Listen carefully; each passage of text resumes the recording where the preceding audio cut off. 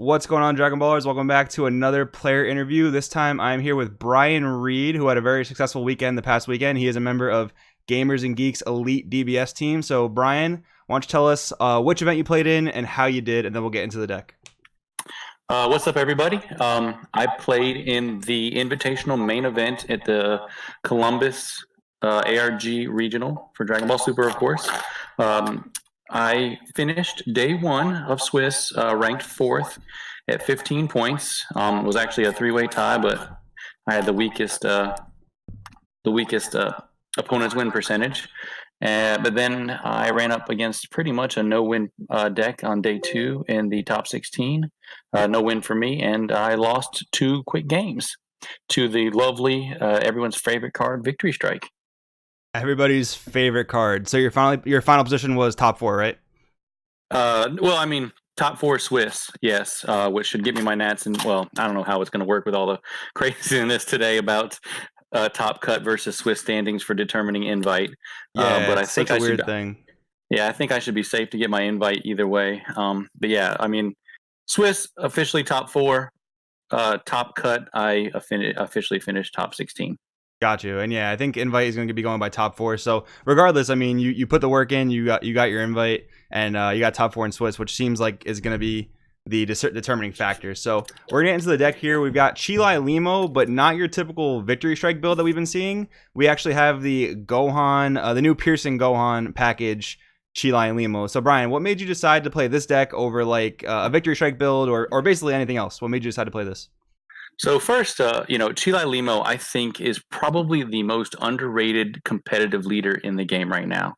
I think her flexibility, her adaptability, the fact that she's a Frieza's army and the access it gives her to some of the best cards like Cold Bloodlust in the game, the fact that she's actually green, which gives her some access to some great negates. That I think she's just more versatile than everything else, and honestly, she's pretty slept on.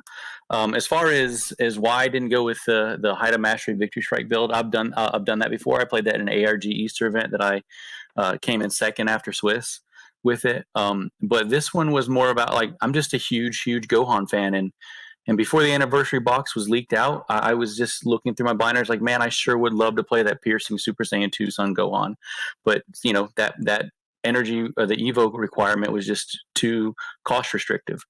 And then they gave us that 4-drop Gohan out of the anniversary box, and I started messing with that and realized, you know what, this is a great engine, and I just had to spend some time finding the right way to make it work. Yeah, dude, definitely. In a green wish leader, this card's insane. Like, it's pretty insane in general, but like in any non-wish deck, you have to tap out for it. So being able to play a 4-drop that goes into a 7-drop and draws 2 for free is pretty insane. And another quick question. So I just saw the Q&A that updated for Piercing Gohan to note that it triggers on play. Was that the ruling going into the regional this past weekend, or was that ruling not official yet? Well, it officially came out Friday night, so I made sure to discuss it with the head judges that morning, Saturday morning. I actually discussed it with Casey Campbell the night before as well online to make sure that they were aware of the updated ruling, as well as trying, because there's a little bit of hubbub on the Facebook page regarding what that meant and whether or not, the biggest hubbub for a lot of people was whether the effect is a floating effect even after he's removed from the field. And because it's an auto, it actually is. Most people are trying to think of it more like a permanent skill instead of an auto skill that has already triggered, and all it does is resolve multiple times throughout. But that addendum of adding the fact that when it plays, it pops is huge. It really is huge. It actually came in clutch in one of my matchups too. I bet. And actually, how did that one ruling get resolved when it gets removed? Does it still linger, or does it not linger anymore? It is a floating, lingering effect for the duration of the turn, because the way it was explained to me is it's an auto effect, an auto skill. So once that auto skill triggers at play, it is live for the rest of the turn, no matter if the card is on field or not. It's been triggered, and then whenever the conditions are met, it resolves every time the conditions are met. Gotcha. That makes sense. So this card just besides the anniversary box support, this card got buffed like crazy. That actually makes it so much better with those rulings. So we'll get into the main deck here. So we have the 2- Killy. This is a really good meta tech right now because, you know, counterplay like Mutaito and Cold Bolus are really prevalent right now. 6 Dragon Balls and then 1 Super Dragon Ball. So I definitely get Super Dragon Ball. It's probably the best turn 2 play a Wish deck can have.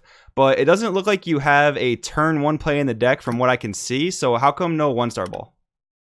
So I just like the current meta is such a draw heavy meta, which is I think why personally that's why I think they limited the cell chain situation is because they wanted the game to be more interactive, and so the best way to do that was put more cards in people's hands, and they really wanted to limit players' abilities to affect that too early in the game, and so I just didn't find the impact of 2 reasons. 1-star ball, I'm negging 1 for from their hand, in order to take 2 out of my hand, to neg 1 from my hand. Right. It wasn't. It just that early in the game, especially with the amount of draw power that's out there, it just wasn't enough positive impact for the state of the game for me. And it also just that 1 energy. Particularly when I was on the draw going into my opponent's second turn, to have that to be able to bloodlust them early, or even in some weird situation, because you know in a crazy world, someone could resolve a big monster on turn 2, like maybe a baby or a triple flash. So I wanted to have Mudaito live, or if I had to charge green, it meant I could actually on turn 2 use a shocking death ball, because I typically didn't have that meant enough for sparking in my drop unless I really got lucky on Dragon Balls on turn 1. Got you. I really appreciate the in-depth explanation. That makes absolute perfect sense to me. Then we have the 1 Dragon Radar. So the deck space looks tight. Every card in here looks pretty important. But did you ever wish that you could fit another radar in here? Maybe 1 or 2 more. I never really wished that. I mean, maybe in my top 16, I would have liked to have drawn more cards, just because I was playing against a Purunga and it doesn't swing. But not really. It was kind of it was a one of spot that I felt like, early, if I was having a little trouble hitting an oob or hitting a couple extra balls, to be able to resolve that, to grab 2 more balls, to draw 2 more cards. This deck really, the first few turns, focuses so much on building your hand size so that you can really control and dictate the game. And that's what it was in there. It was in there for. And if I didn't see it before my go off turn, then it didn't hurt me either. Gotcha. Next up, we have Scientist Fu. So it's always a little weird to see Overwhelm in a Wish deck, but I can kind of imagine the game-ending play, right? So you go free Plea for Salvation into the 4-drop Gohan, evolve into Piercing, use your leader ulti, bring out super combos, and then go for like Scientist Fu. Does that sound about right?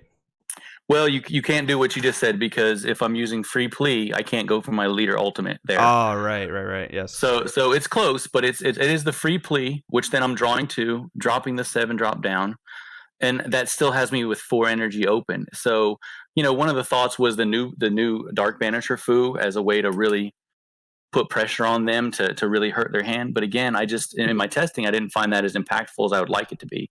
But and I found it to be more.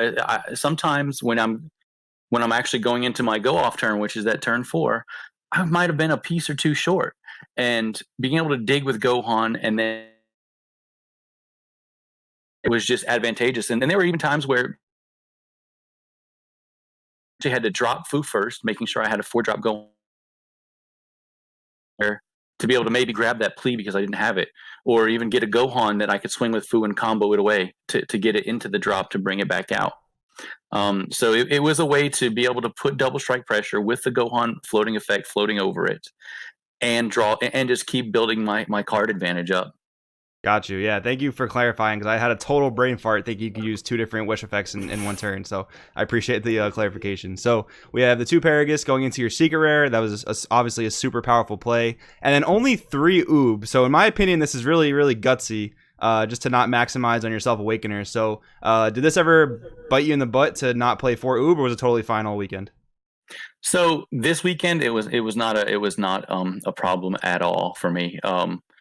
I've like I said, I've been playing Cheelai and Limo pretty much since right before I had my own version of the deck, before Eggman's great Height of Mastery list that he played at the Dallas Pro Player Tour came out.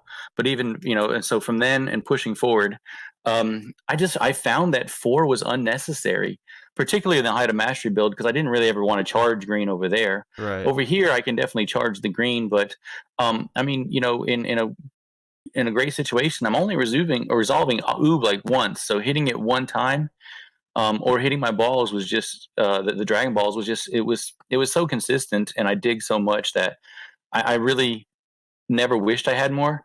And literally I've probably in testing before prepping up to this and including this weekend, I probably have about 100 games with this deck or of variations of this deck as I was perfecting it. And there's only ever one time when I wished I had a 4th oob, and that was playing on untap, and I ended up with 3 oobs in my life. Yeah, and that's just super bad RNG. That's not typically going to happen. So, yeah, it makes perfect sense, especially with Super Dragon Ball. Like, you should be able to see oob by, like, ideally turn 2, maybe turn 3 in, like, the worst case. But, yeah, it makes sense for sure. So we have the Champa for some extra finishing power. And now we have a yellow package here. So 3 Bloodlust, 2 Bad Ring, 2 Mutaito, and then we have 2 Nimbus. 2 Nimbus in the sideboard. And then we have the Broly package for the Kind Wish coming out of the sideboard. So 2 questions here. First one being, how come no Kind Wish in the main deck, and did you ever miss it? So I started with a Kind Wish in the main deck, but I found, and to answer the question kind of preemptively, no, I didn't miss it, because it actually proved itself to need to be moved to the sideboard, because I still would have to wait till turn 4, but turn 4 is my go off turn. So realistically, it was a safety net card of, man, if I don't have everything I need for Plea of Salvation, then I'm gonna need I can utilize a Kind Wish to wipe their board and put us back at a balanced state. And even so, in my testing, again, a safety net, it got charged or pitched as part of the Paragus Super a lot. And it just, I rarely played it. I would say again, roughly 100 games played, maybe 5 or 6 times I played it. Oh, wow. And it was there. It was there in case I came up in a scenario where it was someone that could go really wide, really fast. Even playing, even with me controlling them the first few turns, then I could bring that in. But other than that, I've actually found that's like, you know what?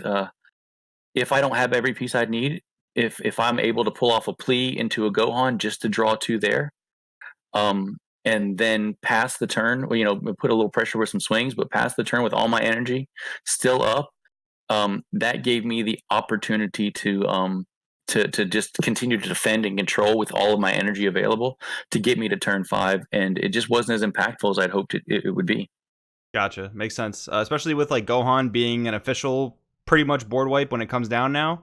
It makes sense to bump it to the sideboard when you need to get rid of like either barrier cards or maybe things that are higher than 3 costs. So that makes sense. And then my other question about your yellow package was, I've actually been playing a deck similar to this, but I'm actually playing a blue engine instead of a yellow engine, just pretty much for objection to get to turn 4 faster, basically. So I'm curious if you ever tinkered around with that and what your thoughts on that are. If I was to build, like, I'll be honest, to kind of peek behind the curtain, I'm actually tinkering with trying to build a peel-off version of this.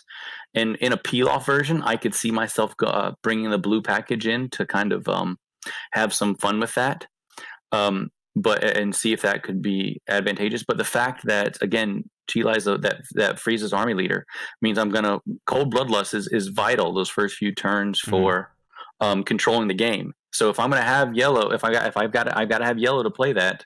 So I need a yellow package, and that's where I focused on building yellow cards that gave me as much utility and impact as possible. Gotcha. Yeah, it definitely makes sense. Bolas is definitely a force in this format. So is Battering Laser, and so is Mutaito. So definitely makes a lot of sense. And then we'll go to the sideboard. So we got the Dangerous Journey Bulma for things like Janemba.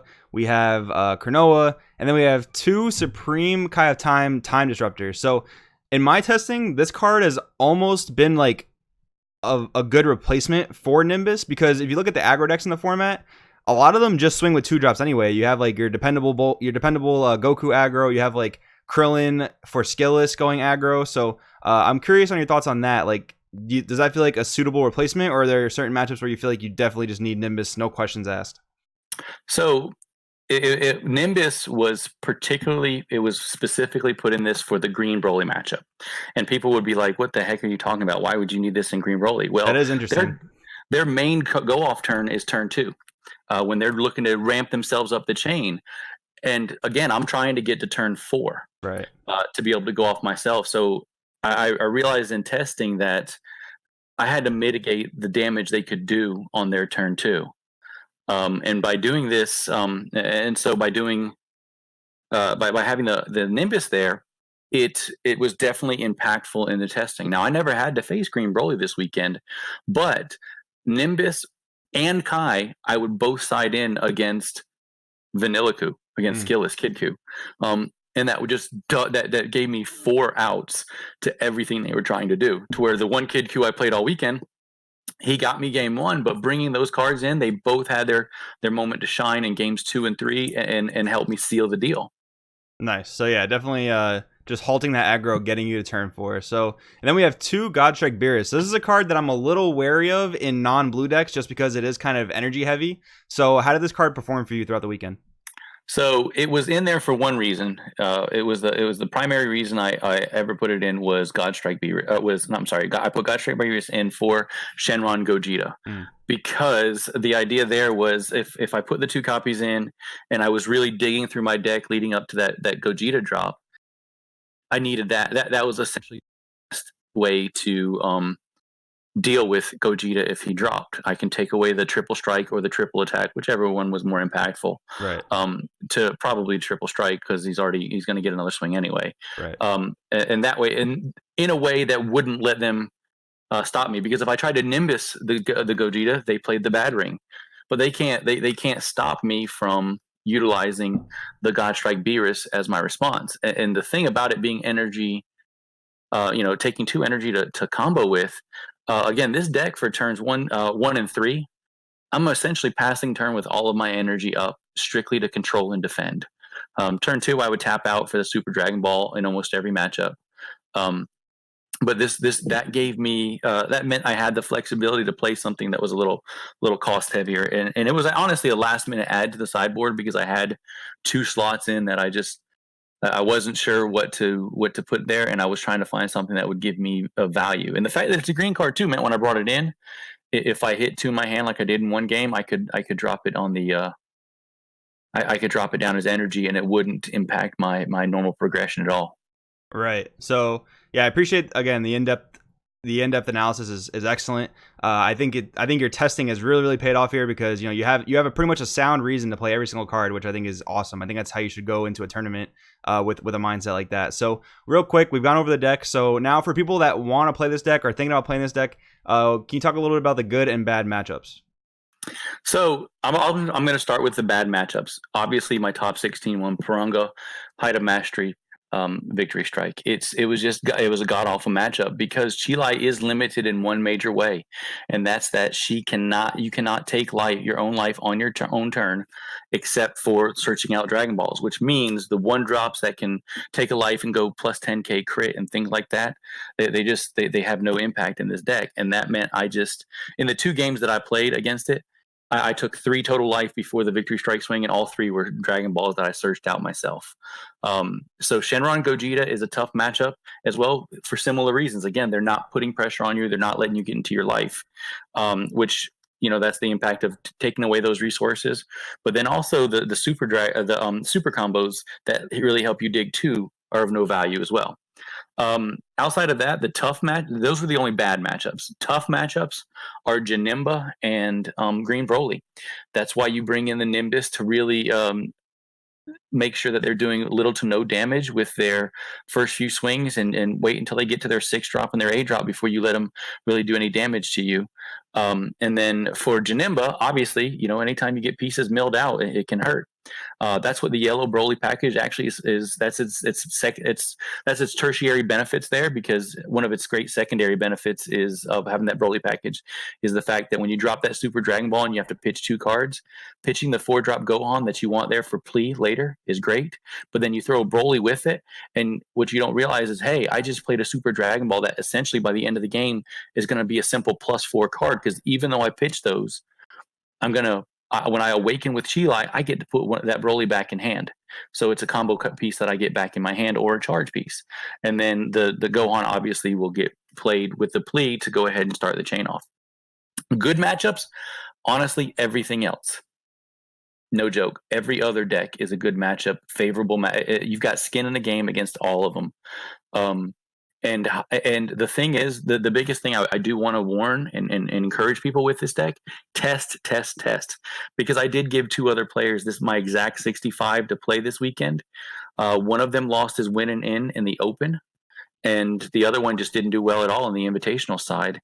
And I didn't realize, because of how much time I put into the deck, that it actually has a lot higher skill ceiling than I mentally thought, because I've been working on it so much. But the sequencing is killer in this game. You have to make sure you're sequencing correctly, making sure you're attending to how can I dig without hurting myself, and then even just recognizing what your matchups are, how they're trying to accomplish it, and then how you can control that with the cards that are in this deck. Gotcha, Brian. Thank you so much again for just like all the information. So awesome deck. I think this is a super cool concept. I love the yellow over the blue with your explanation and reasoning. So now that we're wrapping up the video, any final shout outs you want to get to? Anything you want to say to the people watching? Absolutely. This deck, I'll tell you right now, everybody, give it a chance, play it, test it, because I can't tell you the number of good players that have told me it's a cute deck, it's a non-competitive deck. That I had someone tell me that the SCR Broly's no good outside of the Broly, the starter deck leader. And in my testing, in my opinion, in my experience, all those are true. Give it a shot. Put some work into this, and you'll realize this. It's and not to be tooting my own horn too much, it's a great deck that if I was going to Richmond this weekend, I might change a couple cards in my sideboard, but that would be it. I do want to give shout outs to the GnG Elite players that helped get me up there and helped me test. Shout out to Richard Zapp and a lot of the other guys over at 3xG, Frisco Foss, because those guys really helped me refine this deck. And shout out to Nick and Jose from 3xG. They're just patrons over there, but those 2 guys have really just been huge testing partners for me to help me really get this deck to where it is now. Awesome, man. Brian, thank you again, and we'll see you guys next time. Yep. Appreciate it, y'all.